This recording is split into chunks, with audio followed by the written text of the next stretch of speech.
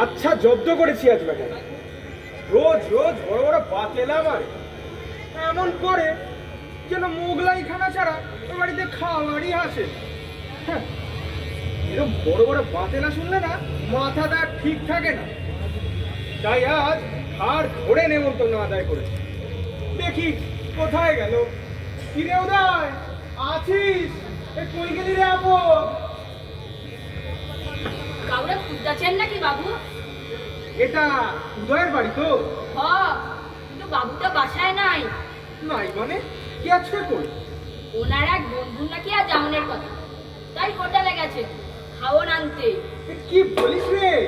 তো মার দিয়া খেললা, দেখবি মটন চাপের হাড়গুলো একবারে চুষে চকচকে করে দেবো। আর সাথে যদি মুরগির রোস্টটা থাকে তাহলে তোকে আজ আর বাসন মাজতে হবে না রে হতভাগা। এমন চেটে পুটে খাবো তুই মুখও দেখতে পারবি, বুঝলি ভূত? আগে আমার নাম ভূত নয়, চন্দ্রকান্ত। চন্দ্রকান্ত? এই যে কানার নাম পদ্মলোচন। তা বাছা, তুই তামুক খাওয়াতে পারিস? কেন পারুম না কর্তা, কিন্তু তার জন্য পয়সা চাই যে। বাংলায় তো আর দোকানে দিব না। কেন রে, তোর বাবুর হুকো কলকে নেই? কেন থাকবে না, কিন্তু ওটা আলমারিতে ওঠানো। আসলে বাবু না থাকলে না আমিও দু একটা টান দিই।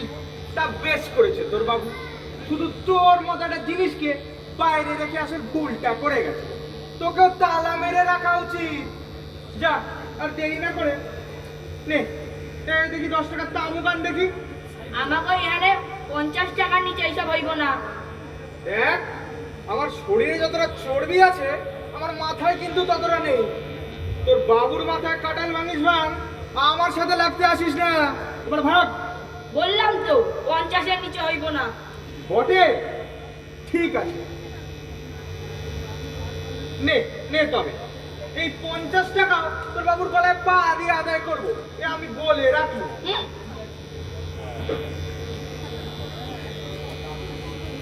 কত কালো রবে বলো ভারত রে, শুধু ডাল ভাত জল প্রথ করে। কত কালো রবে বলো ভারত রে, দেশে অন্য জলের হলো ঘোর অনটন। চলো বিস্কি সোডা আর মুরগি মটন। কত কালো রবে। বাবু আপনার রূপতি। এনেছিস? দে দে বাচ্চা দে।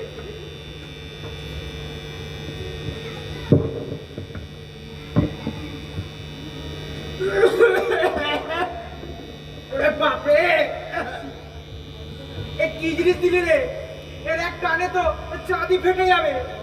এ স্বয়ং শিব ঠাকুরও ভিড় খেয়ে যাবে রে। থাক বাচ্চা, ক্ষমা কর আমায়। বলি কি, আসার সময় দেখলুম তোদের বাগানে কটা নারকেল গাছ আছে, দুটো ডাব পেরে আনতে পারিস? পারুম না কর্তা, সব গাছ ভাড়ায় দেওয়া আছে। তোর বাবুটা না একটা জিনিস বটে।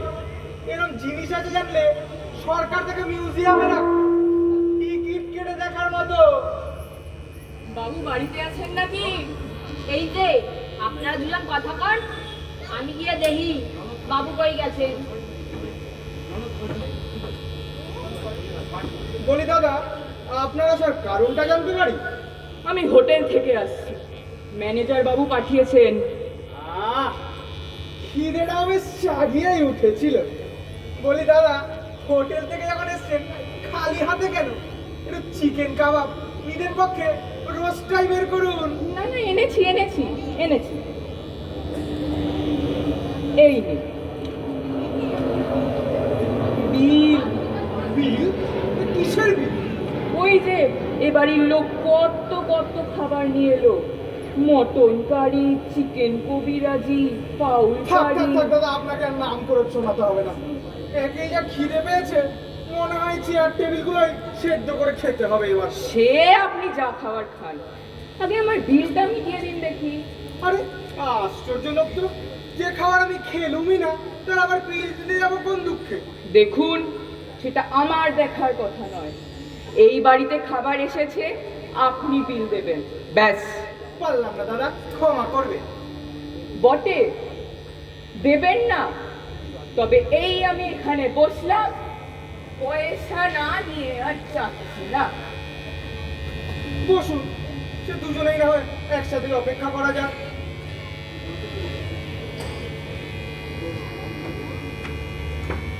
কই ভালো মানুষের বউ বাড়িতে আছেন নাকি? কই? এইখানে দুজন ভদ্রলোক বসে আছে, তা মাসিমা আপনার কাকে চাই? চুপ করা, ঘাটে যা, ঘাটে যা। চোখের মাথা খেয়েছিস নাকি? আমাকে কোন দিক থেকে তোর মাসি মনে হয় রে? আবাগির বেটা। থাক থাক থাক, ক্ষমা করো ক্ষমা করো। বলি দিদি দিদি চলবে? দিদি দিদি, তোমার আসার কারণটা জানতে পারি?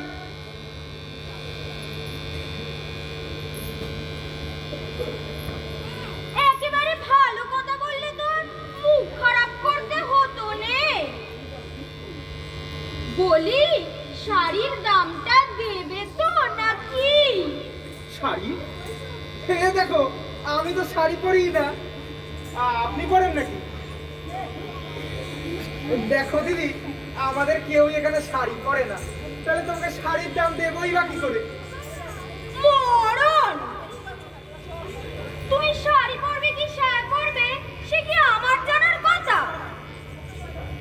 তোমার বাড়ির লোক আমার দোকান থেকে শাড়ি কিনে বলে গেছে তোমার থেকে দাম নিতে। দেখো দিদি, আমি তো এবারই অতিথি, এখানে এসেছি নেমন্তন্ন খাবো বলে। এই বাড়ির যে মালিক সে একটু পরে আসবে, তার থেকে তুমি বরং টাকা নিও।